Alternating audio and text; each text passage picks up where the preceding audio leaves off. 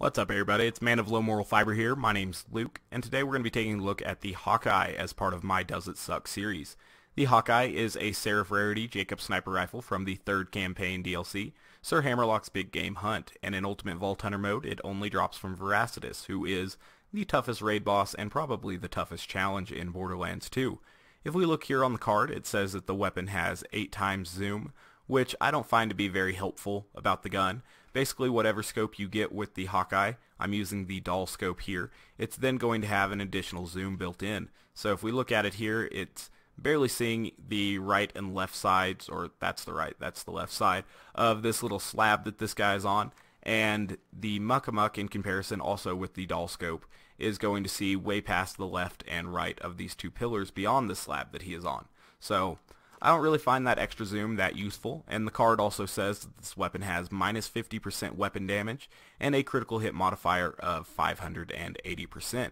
Again, in comparison to the Muck, we can see that between the 2 Jakobs barreled Jakobs sniper rifles that the Muck has over twice the base damage, and the Hawkeye has a slight edge in fire rate, reload speed, and magazine size.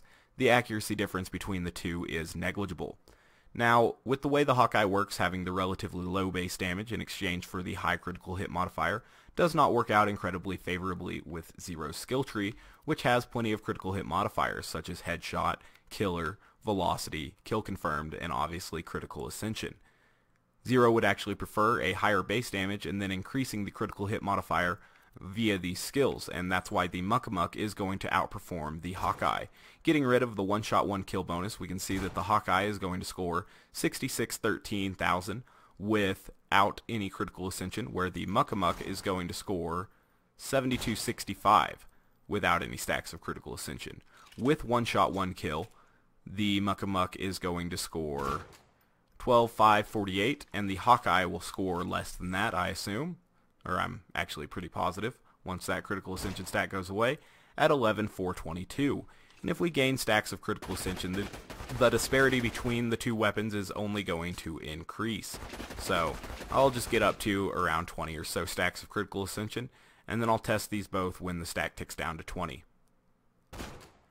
12,251, where the Muck is going to score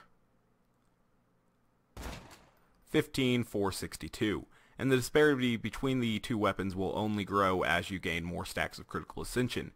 Now, wearing a B shield does effectively increase the base damage of the Hawkeye, and it will perform well when using the B shield. However, there are still better options even when using the B shield. 19,455 for that, and the Muck will definitely score less than that once the stack of critical ascension wears off. 13,328. So the Hawkeye is going to outperform other Jakobs sniper rifles when using the B shield. However, using a B shield is probably not your best option for mobbing because it makes Zero very glass cannon-esque, and he doesn't really need the extra damage with most weapons, or most sniper rifles at least, to kill things very, very easily anyway. And so I wouldn't really recommend using the B shield for standard mobbing because it will probably be counterproductive in your overall viability. We're going to go to the Washburn Refinery and see how it does here. And also when using the B shield, there are much better options such as Vladoff sniper rifles like the Droog and especially the Lyuda, because they can get that elemental modifier, and beyond that, the Lyuda and other Vladoff sniper rifles are going to have a much higher fire rate, which works out very well for B abuse, and the Lyuda can even get multi-pellet B abuse as well, such as the Pimpernel can get as well. And it's obviously a much better option if using the B as well. So even when you're using the B, the Hawkeye probably isn't your best option. And we're going to use the Hawkeye here in the Washburn Refinery and see how we do.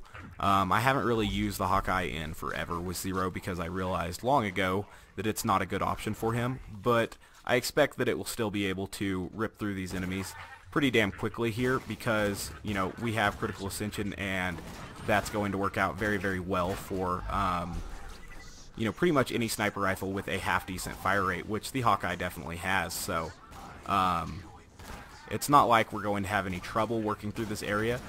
Well, we'll have more trouble than we would if we were using a superior sniper rifle, but again, it's not like we'll have real trouble using this weapon because Zero is so proficient with sniper rifles. I'm not slagging these enemies right now just because I wanted to gain a few stacks of critical ascension, because I know that that will make the weapon perform better and stuff like that. But again, this is still not your best option. So, I don't know. It's definitely a weapon that I would not recommend using with Zero because he has so many better options to begin with. But also, you know, even among Jakobs sniper rifles, it's a poor option. So, I don't know. It's definitely not something I would recommend using. And with Zero, I would go as far to say it's probably the worst non-blue Jakobs sniper rifle to use. That may not be the case, but, I mean, it's up there. It's really bad. And obviously, you know, white sniper rifles with Jakobs are pretty poor as well. But I just said blue because that does include some of the uniques, like the Cobra, Trespasser, Elephant Gun, and Buffalo, which all have very, very poor fire rates, and it makes them rather difficult to use efficiently with critical ascension. And because of that, they're weapons that usually perform very, very poorly with Zero and critical ascension. So that's something to keep in mind. That guy dropped something special? No, it's just a blue. Kind of looked like a pearlescent for a minute, but it wasn't.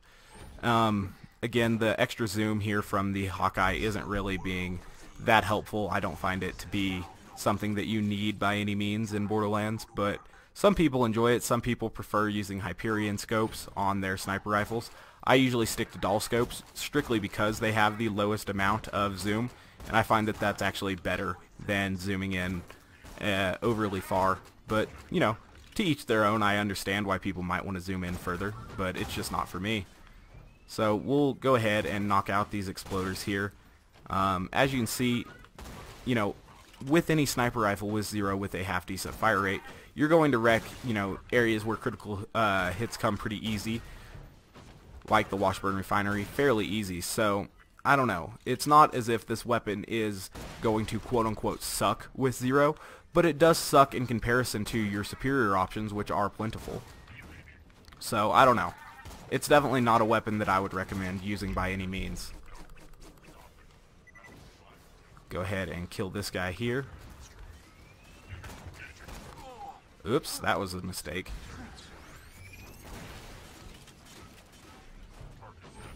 Try to kill this guy here. There we go. Got a hot loader. Want to take him out pretty quickly. Getting good luck shooting through the power loaders today. That's always nice. So, as you can see, I mean, with 74 stacks of critical ascension, this weapon is performing badly, I'd say. I mean, that's so much critical ascension that with a lot of sniper rifles, we'd be one-hitting things without slag, and this one is still not doing that. So I think that kind of goes to show how poorly this weapon can actually perform on Zero, or at least underperform. Now, on other characters that have different skill boost, kind of like Maya actually performs well with this weapon with Reaper, but with Zero, this is not a good weapon to use, and it's not one I would ever recommend. Stop spinning those arms. There we go. So, I mean, I'm still going to be able to use it rather effectively here in the Washburn Refinery, but definitely not efficiently, I'd say. There are so many better options to use that I would never really recommend using this weapon.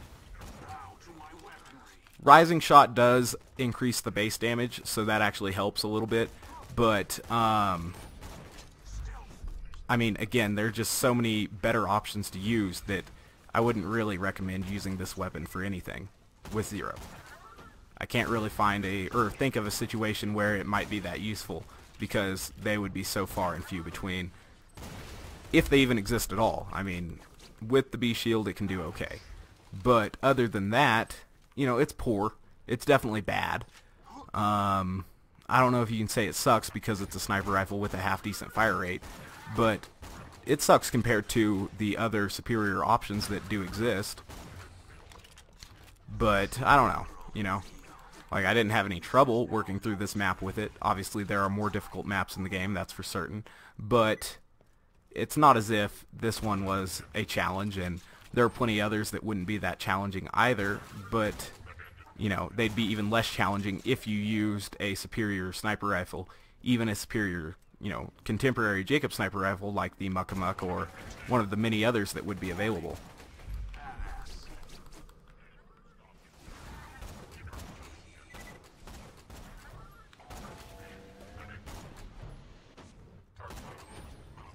So, I don't know. Definitely a weapon that is not recommended by me. I don't know if I can say that it sucks, but it's bad. You know, it's definitely not good.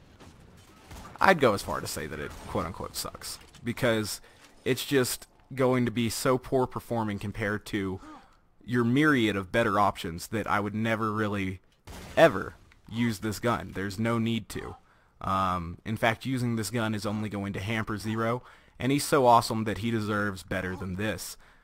Had some weird trouble climbing up staircases in this particular run for whatever reason, but I'm going to ignore that.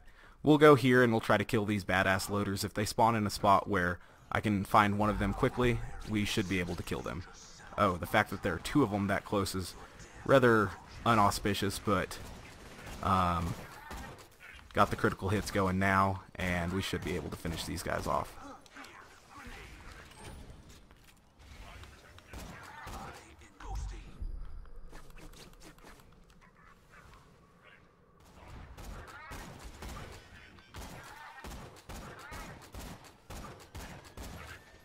I need that guy slagged, though.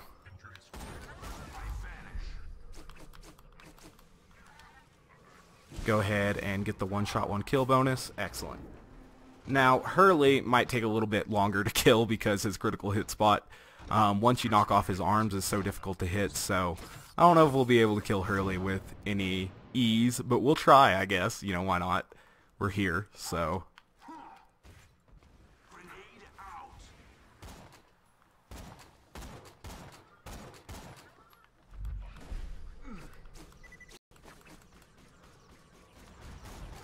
Oh, game. His eye is so difficult to hit.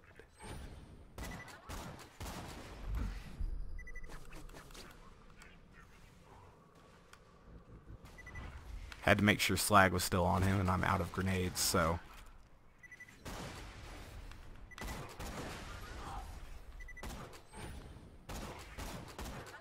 There we go. He's almost dead. Die, Hurley. I'm almost out of ammo too, so that doesn't bode well either. Got 6 more shots. Damn it, that eye.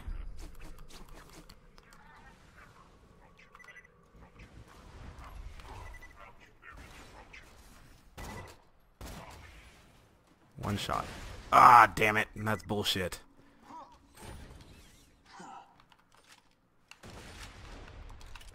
Alright. Kunai. Slag. And now this one-shot, one-kill bonus. Nope, missed it. There we go. Finished him off. But, you know, it took a while because his eye is difficult to hit.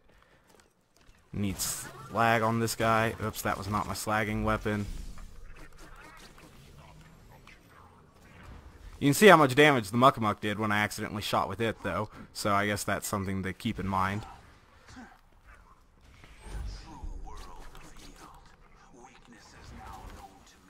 So, as you can see, the Hawkeye is just not your best option. It's still easy to work through this map with it, but it's not a good option by any means.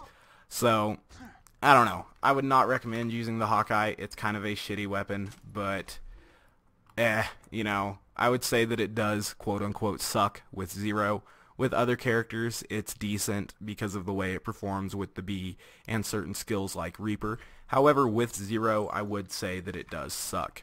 And because of that, I'm not going to continue carrying it with me. It's a bad gun. So as always, guys, thank you very much for watching. I do appreciate it. If you haven't yet taken the time to subscribe, please do so. I'd really appreciate that. Otherwise, I do hope to catch you next time. Bye, guys.